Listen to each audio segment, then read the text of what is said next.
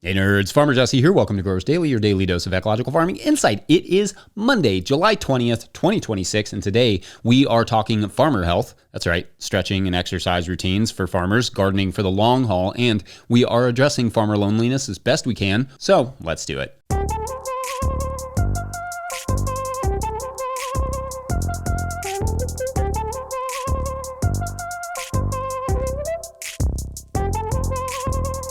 All right, happy Monday, everyone. I hope you all had really lovely weekends. Today is, of course, the last day that we are doing this all compilations all the time thing, but I hope you all are enjoying them anyway. These little blasts from the past episodes, it's nice on our end to collect some of these segments together so that it's easier when someone says, for instance, have you done anything on farmer well-being? Because, well, yes, we have, except those segments are here and here and here and here. So hopefully, if that was your question this week, this video will be helpful. And then back to regular old Farmer Jesse in my present form tomorrow. Until then, enjoy.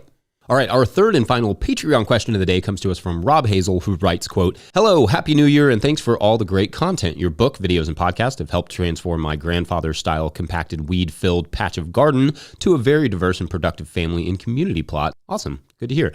In this cold weather of late, though, I find myself being a log, sitting around catching up on Growers Daily episodes, among other sedentary endeavors. As payback, I can tell my body is getting soft from the inactivity, and I know it will reward me with some extra back and hip aches in March and April. You have mentioned that you have a stretching and exercise regimen to help keep you in shape for farming activity. Would you want to share some specifics of your routine that you find most effective, especially for your back and hip fitness?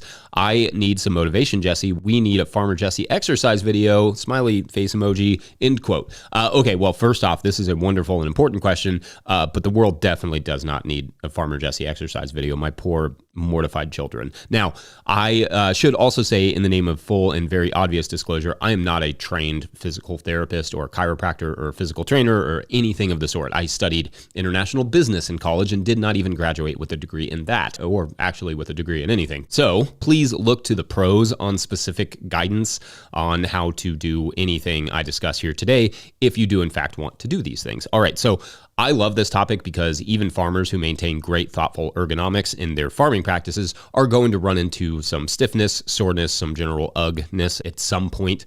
This is especially true in the winter when we tend to do a lot more sitting, as there is hardly any worse activity for your back than sitting, or so says my chiropractor.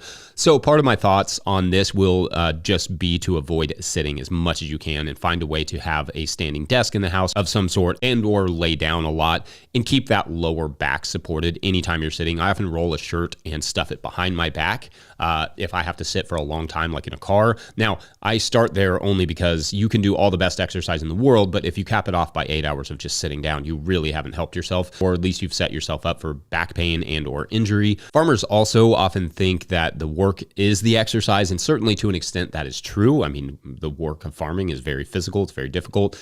But it can also be very repetitive and not necessarily give you a full body workout. If you are doing a lot of hard labor, maybe a stretching routine makes more sense for you than like some sort of physical exercise. But also a small amount of exercise can really boost your work stamina and strength, especially your core strength. So although, yes, you are getting a better workout in the fields, it can feel better, and you can work for longer with a little exercise and or stretching complement. Now, I have done a lot of different exercises over the years, and I tend to gravitate towards those that I can do at home without going out somewhere or without weights or machinery, because as you can imagine, I don't exactly have time to head off to a gym for an hour or so. So for a long time, I just did calisthenics, which uses your body weight for resistance as opposed to weights. So think push-ups, pull-ups, that sort of stuff. And I liked that. But I found that it's good to pick a routine, even online, and just follow their, that person's workouts so you don't hurt yourself, and so that you also work all the muscle groups instead of just like working the same muscle group over and over again. Like just doing 50 push-ups a day every day is not necessarily going to get you where you need to be. And it could also lead to some muscle damage. So you want to be careful with that sort of stuff. Hannah also bought me an exercise bike from Sunny, which has been a great and relatively affordable piece of machinery. If if you're going to get any sort of machinery. I can hop on there in a pinch with watch a nerdy farming video or whatever. Usually it's like a soccer video, but let's pretend it's a farming video, and ride that for 20 minutes. Great for cardio, and I find cardio is great for work stamina. The last year, however, I've also been doing maybe 5 or so minutes of yoga stretches, like specifically targeted for my lower back and shoulders. So a little cat-cow, some downward dog, sphinx, and a few others. And then at the end of the year, I was like, wait, I like calisthenics. And I need to stretch, so why don't I just do yoga instead of just like dabbling in yoga? So I started just doing a straight up like 20 to 25 minute yoga routine that Hannah recommended on YouTube. The Yoga with Adrian is the main channel I use. Shouts to Benji. And it's been absolutely amazing for the way my back feels, but also my neck, my knees, my brain, all of it. Adrian has several very simple 30-day yoga journeys that are easy enough to get started. So I guess right now I recommend yoga, but like with any stretching exercise, just make sure you're doing them correctly, really honing in on those details. It's just as easy to hurt yourself as it is to help yourself. Last thing I'll say on this is that a lot of people work out for the way it makes them look or the way they want it to make them look.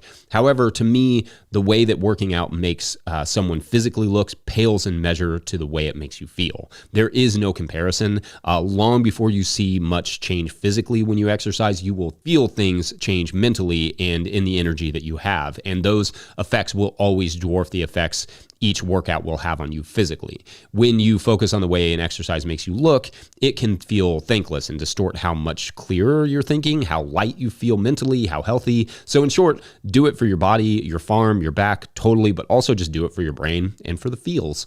Anyway, let me know what you all do for exercise and working out, or what has been helpful or maybe not helpful. Maybe we need a farmer yoga channel, and I'm not going to host it. I don't really know how to do yoga. I just follow what Adrian tells me. But maybe there is someone out there who does already do that or can do that. So shout them out in the comments if you would. Want to harvest seeds adapted to your farm, but you're thinking, look, I have a market farm to run.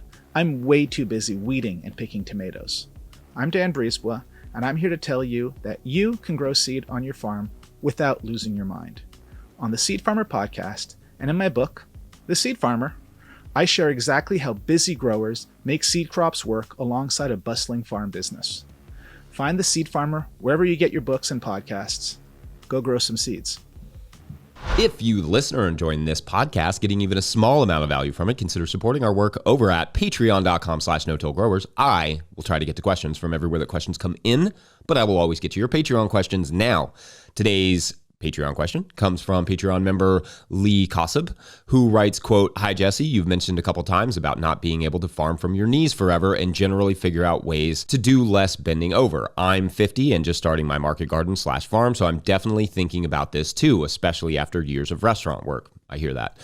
Do you think something like the little cart in this link would be useful? The garden is a retirement project for us, and while we would like to sell some items, extreme productivity is not necessary. A privilege, I know. Lee actually posts an example of a garden work seat from Beaver that I can link in the show notes. You can see it on YouTube, but I'll link that in the show notes. Anyway, Lee goes on.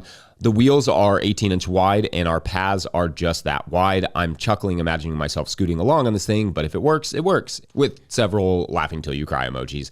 End quote. Okay, so great question, and let's expand on this idea a little bit because gardens are annoyingly low to the ground for most of us. And last I checked, it is physically impossible to get any younger, though of course yoga and exercise certainly help us to feel a little younger, as does playing with kids and embracing Bluey is one of the greatest shows of our generation. So I have talked a bit in the past about gardening for the long haul and basically setting your gardens/farms up in a way that you can still technically do them when you're less physically capable is always the goal, because not all of us have taken care of our bodies for our entire lives, and like Lee and myself for many years, certain professions like cooking can be brutal on your knees, your neck, your back, your livers. So what can gardeners do to ease some of that tension between our bodies and our gardens? There are some infrastructural things that come to mind and some just general body maintenance things as well. On the body maintenance side, stretching, exercising, yoga maybe, whatever it is you prefer for mobility and strength will help make this job easier, even if it feels hard to get started. That's especially true as you get older, but it is just as true when you're younger. Get in the habit of just a little stretching and exercise every single workday, or at least a few times a week if you can. Also, learn to bend properly. A slight bend at the knees before bending over will make a huge difference than just having your knees locked while you bend over. Looking at that garden seat you sent, what I don't like about it is that it's for sitting. and ask any chiropractor and they will tell you that sitting is one of the worst things you can do for your back. I almost would prefer something I could lay on, belly down, like Superman or Superwoman style. Next, on the infrastructure side, try to get as many things off the ground as you can. Obviously, for the bulk of your gardens, that may be hard, but perhaps it means building some raised beds. Perhaps it is a focus on taller crops, tree crops, things that don't require you to get up and down off the ground as much or require as much bending. Invest in wheels, wheelbarrows, carts, dollies, etc. to help move stuff around. If you're running a business, start budgeting in the cost for helpers for tasks that you can no longer do. I've said this before, but I remember years ago hearing that phrase, to farm like you're 60 or 70. In other words, don't farm like you're always going to be a limber, indestructible 20-something. I mean, who knows? For some of us, we may be fine all the way until we're 80. But everything is going to be a lot easier as you get less mobile if you farm like you're less mobile from the very beginning. Oh, and the chiropractor. I love me some chiro work, and it really does make everything easier for me. Sometimes people roll their eyes when I talk about the chiropractor, but on multiple occasions, I have gone from unable to move, maybe even unable to really get off my couch, or unable to move my neck or my shoulders or whatever, to being able to do whatever I want. So don't knock it till you rock it. On a larger scale, maybe graduating from a BCS walk-behind tractor to a sitting tractor will be a good idea for some, at least for tasks like shoveling that the BCS cannot do. Farmer Claire Coleman here from the Winter Growers Podcast. Did you know that I also founded Real Farmer Care, a nonprofit that supports farmer well-being? From my own experiences farming, I knew firsthand that this type of support was missing from ag, so I decided to do something about it. As of today, there are over 500 farmer recipients of a $100 self-care award, with more applying daily. If you'd like to help, each $100 donated supports one new farmer. Visit realfarmercare.com to donate and learn more. Again, that's realfarmercare.com. If you, the listener, are enjoying this podcast and would like to support it, you can do so over at patreon.com/no-till-growers. I try to get to questions from everywhere that questions come in, but I will always get to those Patreon member questions. Today's question is an important one from Patreon member Dreamland Farmstead, who writes, quote, I quit my full-time HR job in August to farm full-time, diversified veg and hens for eggs. This was our 7th season, but first time with a 25-member CSA and one farmer's market, planning expansion next year. Going from a desk job to farming full-time has been awesome. I'm so much happier, but the biggest challenge is that I'm lonely. In the field all day by myself, and I miss interacting with people. My husband pops out from his office occasionally to say hi. I talk to my sisters and friends on the phone. Listening to podcasts like this one is a huge help too, and I get out at night with the kids' activities, but I really do miss just being around people during the day. Any thoughts on how to feel less lonely while working solo all day? Thank you, and sorry for the book. Carlan. End quote. Okay, well, thank you, Carlan, and obviously no worries about the long questions. I like questions like that. I like the context and the stories, so it's all good. And I also think this is a really important question that gets to the heart of why there is so much interest now in collaborative farming models. Farming is fun, it's satisfying work, it's delicious, and it's also often very lonely. I know that some of the hardest times I've had farming had nothing to do with the farm itself or how it was going. It was when, in particular, one I remember is when we were still living off grid, an hour from anything in southern Kentucky, and our firstborn was still very young, which limited Hannah's ability to work or to help me in the field. So there were many, many days at that period, whole weeks, in fact, where basically I was out in the field by myself for like 8 hours every single day. And at the time, because we didn't have a lot of access to electricity, I didn't have unlimited charge on my phone. So I was basically just out there with my thoughts, which are, as you have no doubt learned through this show, all over the place. When we moved closer to family and back on the grid and got employees and our kids became more interactive, a lot of that loneliness went away because I had more people around. And when I didn't, I had more electricity to charge my phone and listen to podcasts and music and all those things. But not all of that loneliness went away, not even close. There are simply times when I am by myself for very long stretches, and sometimes that's a welcomed experience, but it gets old. I definitely feel you, Carlan. I'm sure a lot of farmers do. In fact, part of the impetus for starting this show was to just hang out with you all in audio form every day, to just give you a consistent break from the loneliness. Part of the reason that we started the Collaborative Farming Podcast with host Jackson Roulette was to explore alternative models for people to provide more companionship and more support. Is the financial side of starting some sort of farm collaboration complicated and potentially messy? Yes, sure, absolutely. Is it worth it to not have to spend your time alone in a field, though? Also, probably yes. But on the more practical side, perhaps, maybe starting with a part-time employee or even some volunteers wouldn't hurt. Maybe you can find someone willing to do work trade, or maybe you have some extra space on your farm that another grower could utilize and start a separate business. That way, at least you have someone nearby to chat with all the I's dotted and T's crossed contractually, of course, so it doesn't become a stress. Or maybe you do allow someone else to buy into your business. Either way, farmer loneliness is definitely a thing. It's a thing I go through. It's a thing many of us do. Like any problem in farming, solving it requires a thoughtful plan. What are some ways you could bring people onto the farm that would be fair to them and provide you with some companionship? I don't know if there's an easy way to feel less lonely to address that part of the question, any more than we can feel less cold without putting clothes on. The loneliness is a product of the environment, of simply being alone all day. Interestingly, loneliness is not something I or really anyone else talks about when preparing someone to start a farm, though perhaps it should be, i.e. you've got a good business plan, but how, we should ask, are you going to manage the loneliness? Because it's real. And I know the word epidemic gets thrown around way too much, but there is already a well-studied and wholly depressing epidemic of loneliness fueled largely by social media that I have considered for a segment in the future because it bums me out tremendously. For myself, and it sounds like you have this too, Carlan, I've learned that the time I do have around people should be rich and fulfilling so that my time away from people, that is to say while farming, does not add to the inherent loneliness created by no longer communicating with people in my real life. I really worry about the long-term health effects of poor social relationships and loneliness on our future and that of our children, but that rant is for another time. Anyway, everyone's situation is different, and maybe it's helpful to know that you are not alone in the loneliness. Not at all. Thanks for the great question, Carlan, and keep us updated if you find a solution that works for you. I would love to hear what you learn.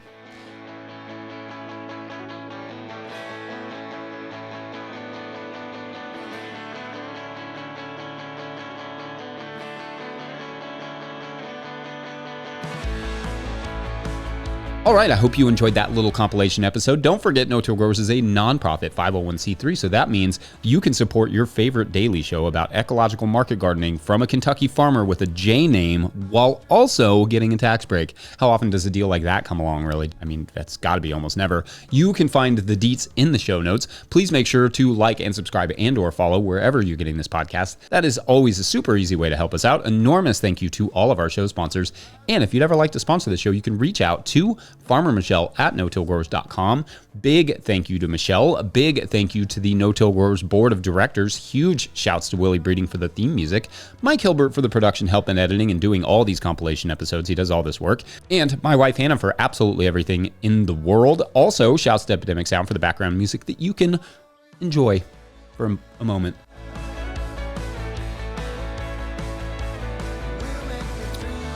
Pick up a hat or a copy of my book, The Living Soil Handbook, at no-tillgrowers.com to support this work. Big thank you to everyone over at patreon.com/no-tillgrowers, where at a certain level, or if you just bump up from one level to another, you sign up in the month of July. It's almost over. You got to hurry up for that.